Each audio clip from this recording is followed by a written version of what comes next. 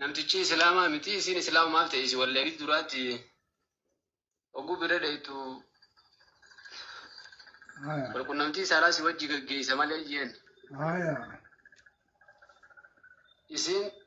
isin dinnaan akkaan fadhan si godhaa siin ajjeesa barbaaddellee malee sittiin fayyadamu qaba jee dinnaan mala baaseetiin qaama dhiqadhu jeheenii hogguunii fi inni shaawura seenee qaama dhiqatu eegalu.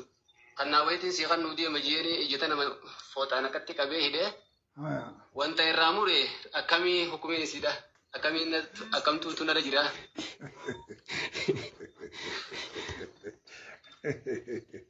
Namtichiin irraa mure kun ammaasillee nama kaafiraati.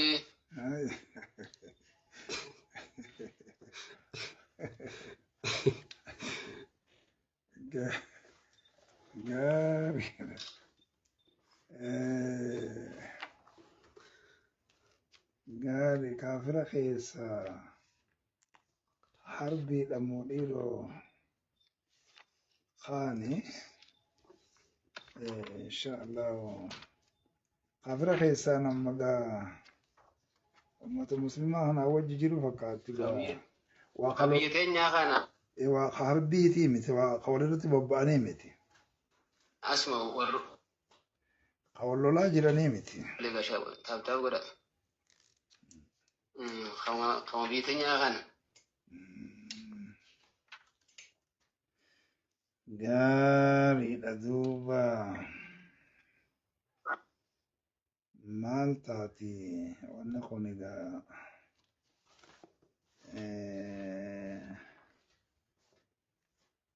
yoo nama nagaa wajjin jiraatan taate gara gumaa gala isin qabaattee isaan islaamu jidduutti yaa'u muslimaa fi wanni jidduutti yaa'u waan ta'eef karaa gumaatu deebi'ama waan ta'eef gumaan kunis cinaa ja'a jirani cinaa gumaa bilisaa ja'a jirani di'aan mu'ahadii kuni yosan ilaalama gaa walittuu dhiyaatanii duuba namni isii gaafatee wa jiraaree isiin amma wannuma jette malee namummaan gumaa gaafatuu jira. Turkii safkaati.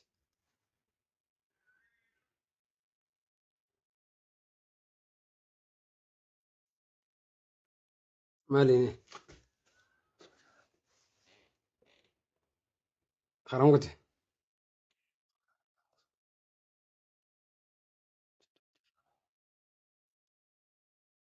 Aye, namni gaafii qabu si lamaan keessa. Turkii isaa jira gaati. Turkii baasa. Adiiboo. Deebiin.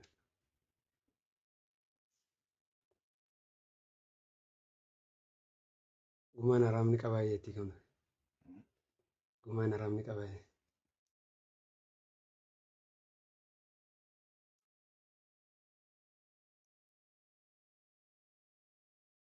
Namni gaafii qabdan gabraa.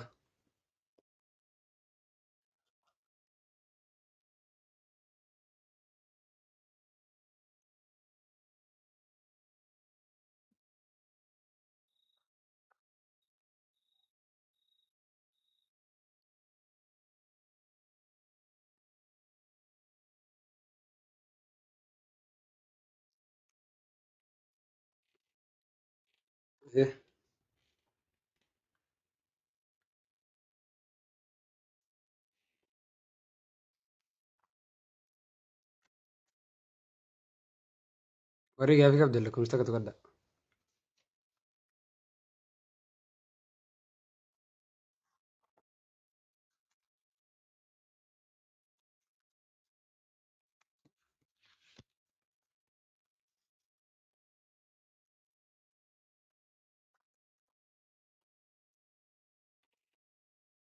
Aye, Uzaifa.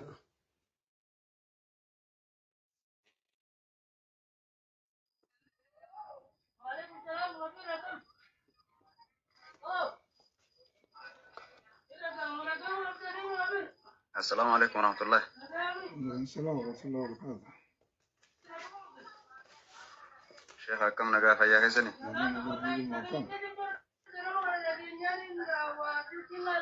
الحمد لله قلت ربي. شيخ قافي ويتك كم قبا؟ عليكم ورحمة الله وبركاته. أبشر شيخ الحمد لله. اتفق قدره.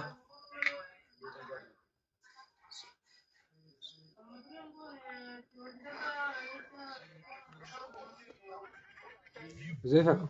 قافي فرقان قابا تشماجر مو كما كم قابا تماجر. اتفق في سما تران. أكسي.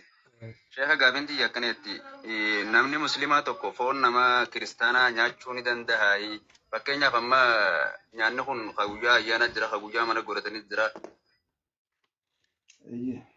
إسان سن قلن سن نياتشون أكامي ندندا ما يدا قافي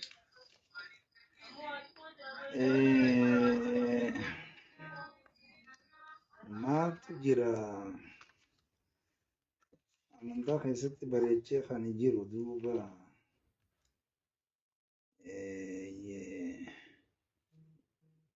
waa'ee kanarratti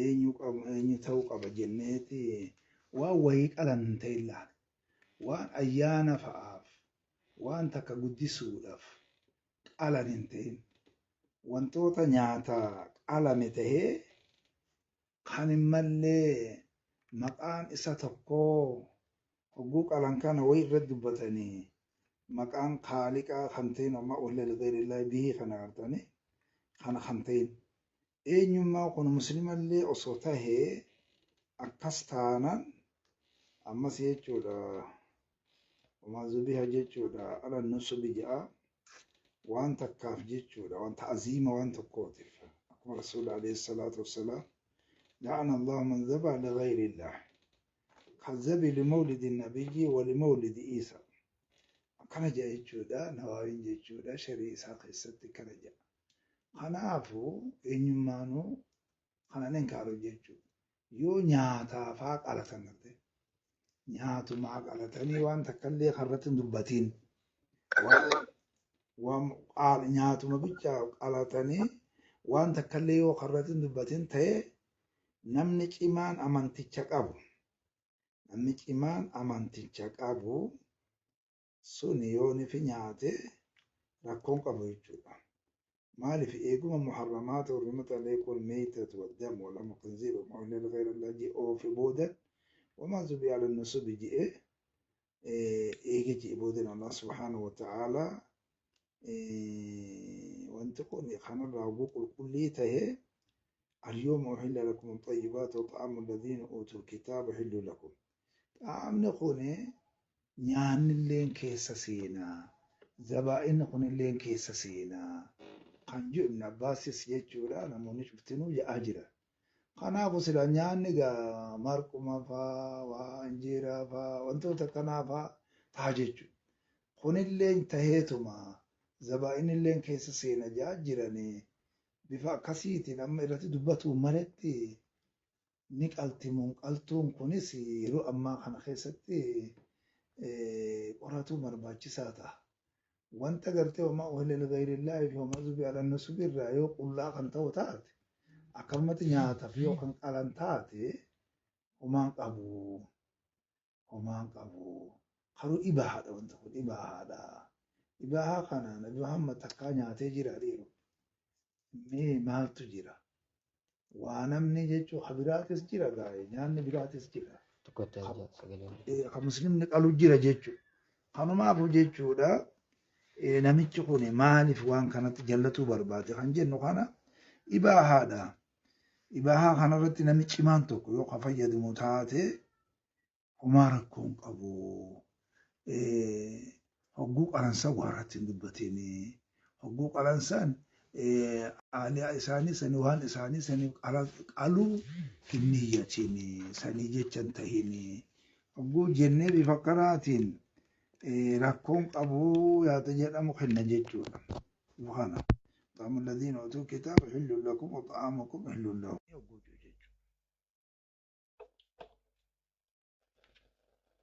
Oye, si deebitan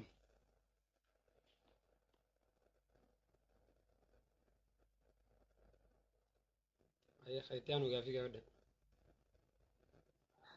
السلام عليكم ورحمة الله وبركاته أستاذي.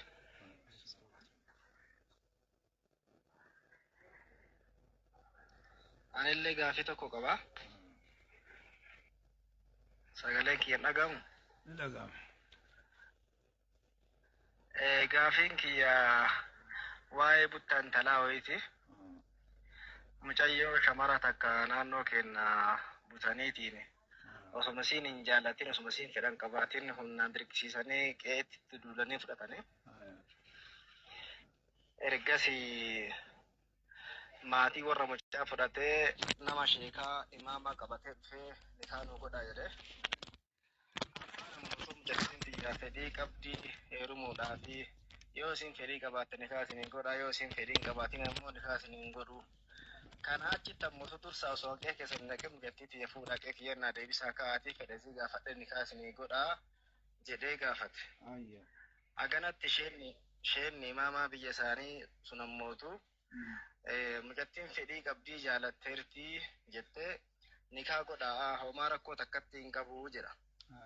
Abbaan ammootu mucattii tiyyana fidaa kaa'atii yaada isii hubadhee haqqin qeetii jirtii isii kiyyannaa deebisaa kaa'atii ergasiin gaafadhee gaafii isiin gaafadhe kana tole jettee nikaana godhe jettee nikaa hidhaa yookaan ammoo nikaani dhuu jedhee aganatti masalaan mafsadaadha allaa homaa rakkoo takkatti hin qabu haraamaa miti koottu asumatti dhiyaane humnaan osoo mucattiin boottu suuf ajjiisa jettu waadaa kassisanii abbaa akkasiin fedhanii humnaan nikaa goosisanii garuu isin ammoo gadhaa mucaa kana jaalattee jirtu uf ajjeesaa jettee dhuma isin jettu uummata kan ta'u jedhanii abaabbalanii si abaarraa ijaalli maatii buutaa atasii baatee hin heerumtu dhalallee argattu yaani akkasitti nama sheekaatiin doorsisanii bifa kanaan nikaa hiisisan. Nikaan kun akkamii jechuu barbaadeeti gaafiin kiyya.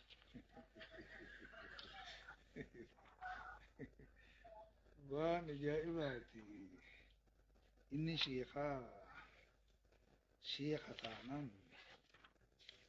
ustaaz jedhaniin gaa'e waa sheeka kanallee akka ajamitti ustaaza jedhaniin inni sheekaa mangudduma jechuudha farda gara amantatti yogguu laallu maali dubbiin kun isa santu irra jira abbaa irra jira abbaatu aalima duuba hojiin isaa san kenne duuba siiraan isaa siiraa bareedaa ta'e dhufe siiraa sanii ukkaamsanii bifa kanaan osuma isiin hayyaman kenne gaafadheetiin yoo kanaa taate jiru taate isii tana hayyama gaafadhee akkatti nikaa godhaa akkasumalee dubbiin kun hin ta'u kan jedhu bifa kana seene jechuudha. Shari'aan islaamaa yoo nifa hayyamni jiraate malee walaa tunkahu albikru hatta tusta'zara. قالوا يا رسول الله وكيف إذنه؟ قال أن تسكت خناف والبكر تستأمر وإذنها سكوتها خنا ملتي خني نخان إسيش الأمهبوني بتاعي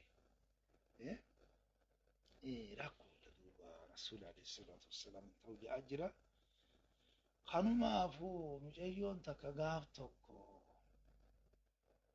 نبي محمد عليه الصلاة والسلام بردأي أباتو حيما إسيما لي نخاقو حيما إسيما لي نخاقو نبي محمد عليه الصلاة والسلام حلو جتيتو بردأي نقافت نبي محمد عليه الصلاة والسلام أبانكو حيما نقافتني نخن أنا جارية البكرة أتت النبي فذكرت النبات زوجها ويا كاريا خير رسول الله صلى الله عليه وسلم خنافو نكاهم ما نكونو جو اسين مرحبا جت مالي نخان كوني خنرت الابد سيبات إن بكرات إن سيبا بكرات أنا قدوني دنداجة ورفقي له ونكاسين جرت أين يمانو لا جواز عليها رسول عليه الصلاة والسلام لا جواز عليها واني تكلين ما نخان سنين سبا نيه نجير وبات إلاجي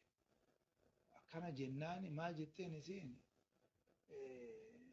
ani mirga dhalaan kun mirga ifii haa beeku jechuudhaaf hin kaase malee abbaan kiyya kun immoo haruunatti aaraa waan san taheef jecha yoonin jawaazaata irratti kenne akkamii jetteen hin argamin san jechuudha. Hogguu kasii jechuudha rasuul alayhi salaatu wassalaam ni ta'a jee. Kanumaafuu hin ta'u kan hin ta'u bare jaalannaadhaan malee gonkumaa mirga dhiibuun jaahiliyyaadha malee anaa gaafata abbaan faan bara. Abbaan karaa sirrirra jira abbaa maal godhanii dhiiban. Abbaa fi isii addaan wal xaruu bahuun qabarre. Abbaan itti dhihaatte amma faa yeroo ammaa faa bareeda bare wanni illee jechuudha.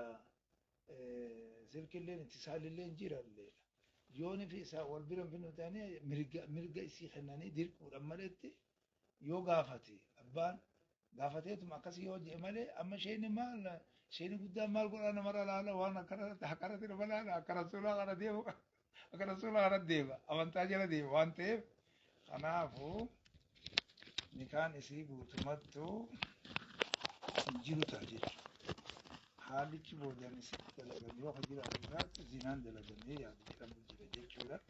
Kanaafuu hin jiru ja'a jira rasuulli sallallahu kana ta'a.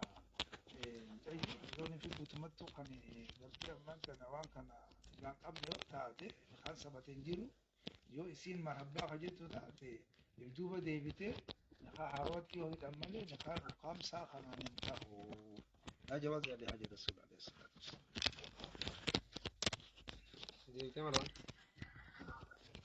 جزاكم الله خيرا وجزا بارك الله فيك. ما شاء الله. مروان توفي.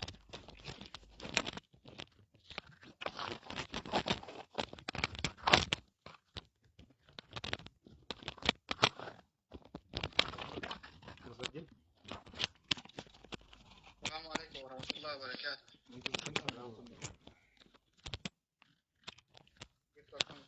الحمد لله.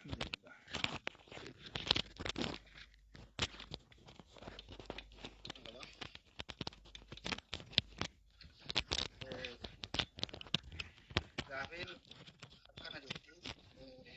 Dubartii walitti biyyatti abbaa manaa qabdi. Abbaan manaa immoo shafaqataaf mana dhiisee biraa deeme. Erginni biraa deeme immoo isiin nama biraatii waliin badii dalaydee badii sunillee ammas nama haafaa waliin dalaydee. Ergas immoo abbaan kunis achumaan isii dhiisee niqaa siniine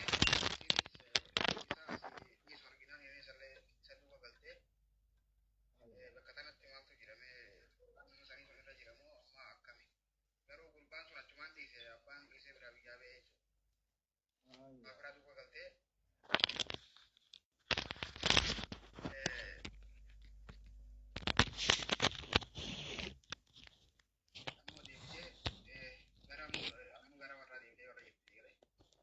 Kanaafuu maaltu jira? Meen isaan sun irra jiran irraa kanaaf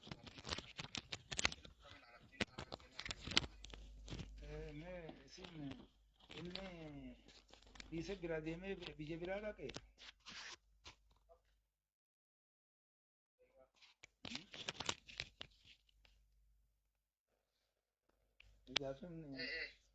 Gaaffiif dambas. Inni dhiiseeti manatti dhiiseeti.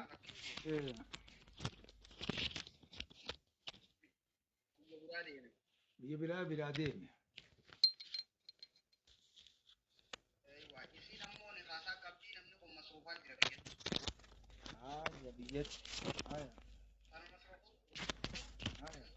Namaa taa'ee masruufuu ture. Isiin ammoo inni akka nama masruufuu ta'e osoo jaartii isii beeku isiin badii dalaydee nama waliin. Badii dalaydee jennaan achumaanii kunillee waan kana dhagee jennaan achuma dhiise jechuun isii waan kana irratti argee jennaan. Isiin ammoo achumaan duuba galtee gurbaallee nama kaafiraati yeroodhaaf isaa waliin jiraatte jechuu gara waggaa tokko dhiyaata. Kaafira sanii wajji jiraatte. Ergasii ammoo isallee ilmoo tokko waliin argatanii biraa wal lolanii wal didanii biraa galte warratti amma warra jirti inni duraallee ni kaarraan buufu.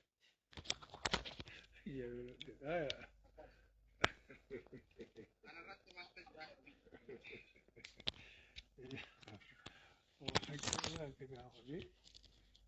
Gaarii qabricha kana wajjin si jiraatetti ilmoo argattee jirti.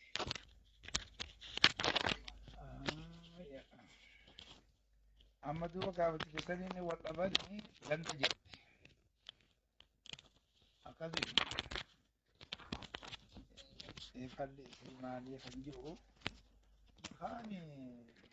nikaan jedhan kun akkatti hin bu'u baay'ee shari'a islaamaa keessatti takkaa jirtu yoo seene takkaa jirtu yoo argame takkaa jirtu yoo hidhame daandii waa sadiitiin malee nikaan kun akkanumatti ifiin hin bu'u duuba ifiin hin bu'u silaan odoo kafarte ni kafarte moo badumaatu irraa argama.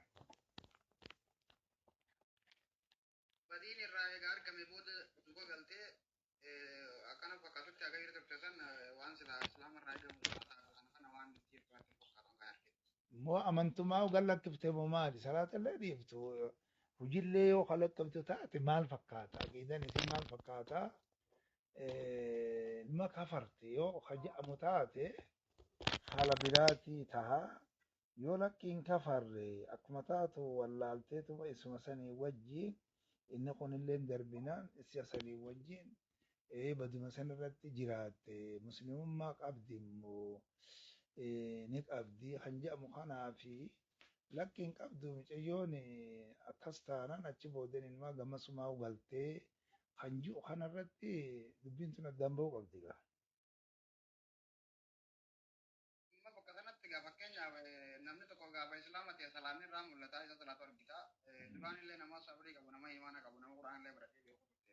Erga isa duuba galtee immoo isii masgiida ta'etu argitu. Ani bas irraa mul'atu jechuu barbaadeetu waliin amantiidhaati. Garuu immoo isii galtee afaaniin kafara jettuun sana nama dhageen jiru akkasumatti yaadumaan ilaalchuma laallee jenne malee. Yoo ibaaduma lakkisuu taate yoo amantaa kan qabaatu taate amantaan kun akka itti diigamu gaa yookaan fi'iliin diigama yookaan qawliin diigama akkaataa itti diigamu qaba yookaan beedaadhaan diigama wanti kun wantoonni gartee amantaa isiin qabdu kun yoo irratti argamin haa ta'u immoo isa sanii wajjin akka taatu wallaaltee jiraattee booda isuma saniin wal dhabdee inni sun egaa ni haa godhate moo akkamitti hojii baduma sanii wajjin jiraatan na fakkaate baduma sanii ni mire malee ni kaalleen gooneef. Gooneef jirre jala akkasumara waan ni kanaas hin beekanii mire inni akkas taatu maal godhuu qaban amma gaani kaan kuni yoo akkasitti wanni kufrummaa isii ibsu amantarraa bahuu isiidhaa ibsu yoo hin jiraatin dileedha dalaydee kan jennu irratti seennaa bifa saniin laalamaa oguu san taate nima aasii jechuudha nima dilooyte jechuudha oguu bifa san odoo kafarteemma wanti nikaan kufrummaa saniitu diiga ni diiga inni suni ni diiga akka amantaa islaaminaatti ni diiga islaaminaanis ni diidi namni tokko oduma jaarsa ta'ee jiru takka jaartii taatee jiru yoo biraa islaame nikaa san ni diiga. Isin kuni galtee achi deebitee nikaan kun sila ni diigama. Akkas hin taane lakki kanumatti galtanii hojii jiraatanii tuba boodammoo akkasitti akkana taate yoo hajamu taate nikaa kana isa san gaafattee niman balleesse baduman qaba.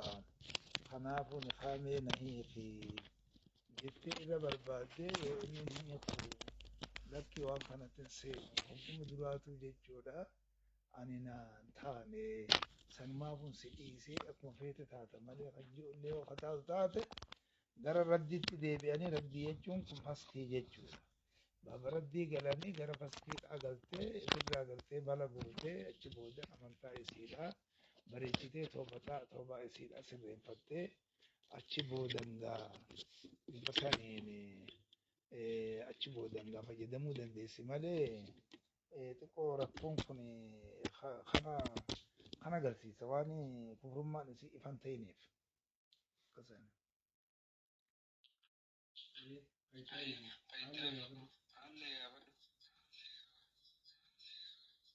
السلام عليكم ورحمة الله وبركاته. عليكم السلام ورحمة الله وبركاته.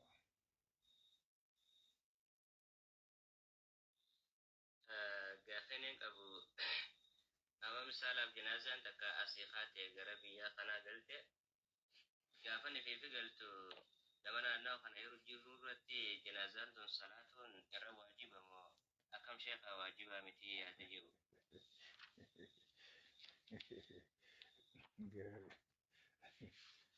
Janaazaan hogguu eessarraa eessa galti?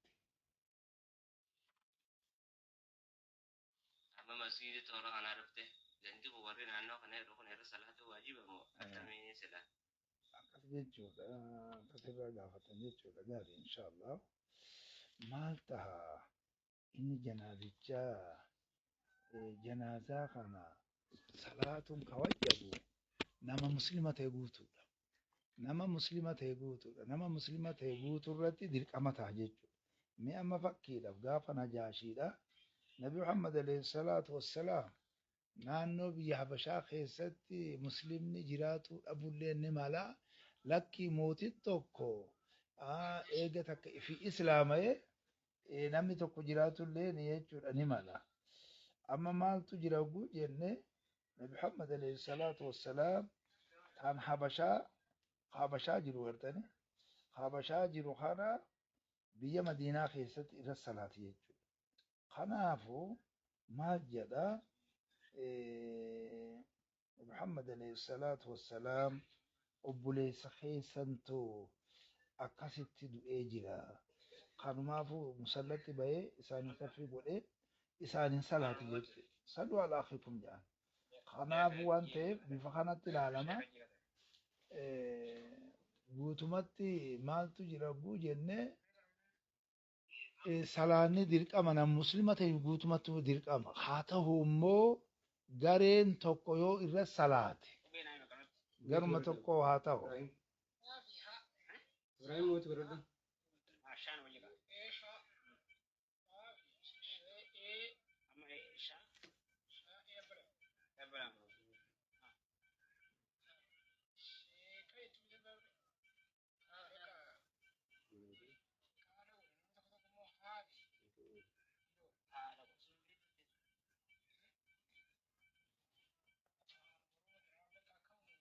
Liverti Sheikah ya. Aku sekali mah itu.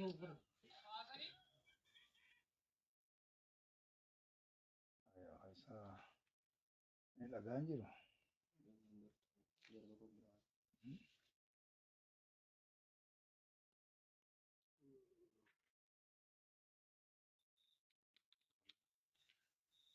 Ayat itu.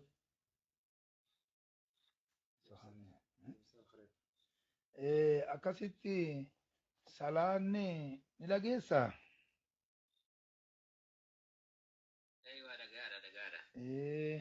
Salaanni nama muslima ta'e guutuu irratti wajjaba qaayidaa isaa. Haa ta'u immoo fardal kifaa jedhaniin. Yoo gareen takka dalayde garee kaan irraa qofa malee yoo amma bakka takkatti irra salaatamuu baate muslima guutuutu itti gaafatama. Yoo immoo gareen takka salaatte dirqama san fardal kifaa waan ta'eef إذا فعل البعض سقط الحرج عن البعض جانين سيخن خناف جيتشو لغارين وجود ليدين مرة خفت مالي إسان سب قفامتي إسان سنرتي نما جرتي خبرتي نما جرتي نما دغاي غوت مرتو جرتي خلما دغاين غاسلاكو ديلين قبوان تيف خلينو باتين جيتشو لا خنافو غارين تكبو رتي صلاتي وما ركو تكن قبو يو غارين امو جيتشو لا بلا فوداني ديمنسون غائب بيجرا يو خيسر إنسان رافقاتو تاتي غائب بسيو صلاتي سينما دنديس جيتشو لا خرو ديرك أمني خمسة دركا درا إلى صلاة سنتو ديرك أمنا مرة أخو في سدوا بس ها يا ما شاء الله تبارك الله قالت من وفاد الشيشة. السلام عليكم ورحمة الله وبركاته. عليكم السلام ورحمة الله وبركاته.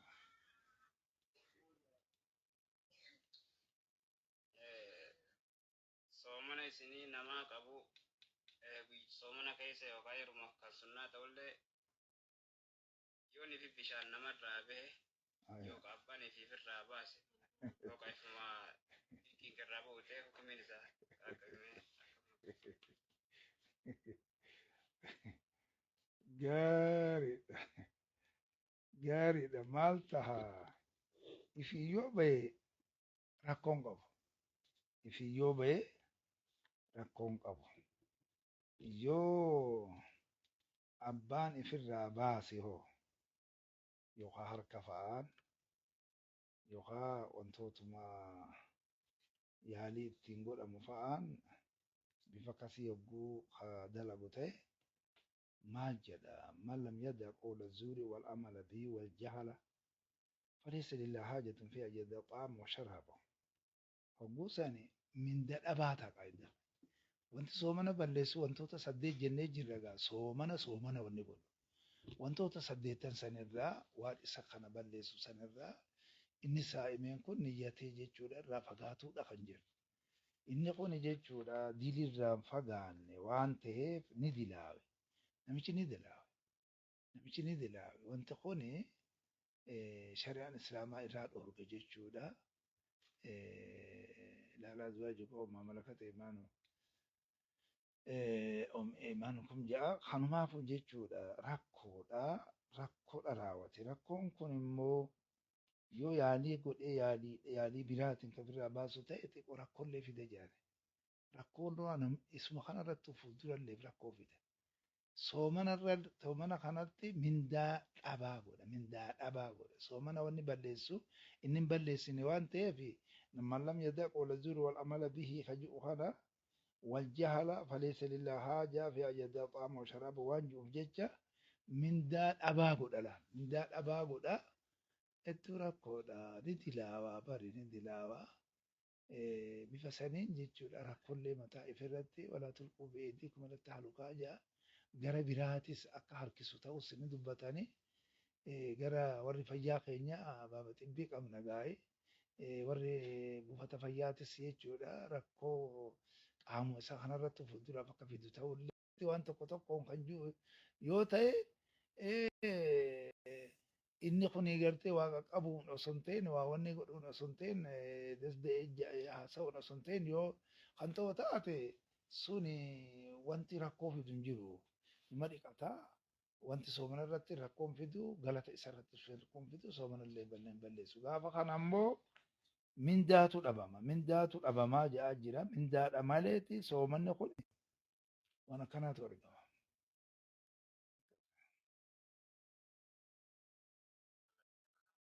Ya biberani qabda.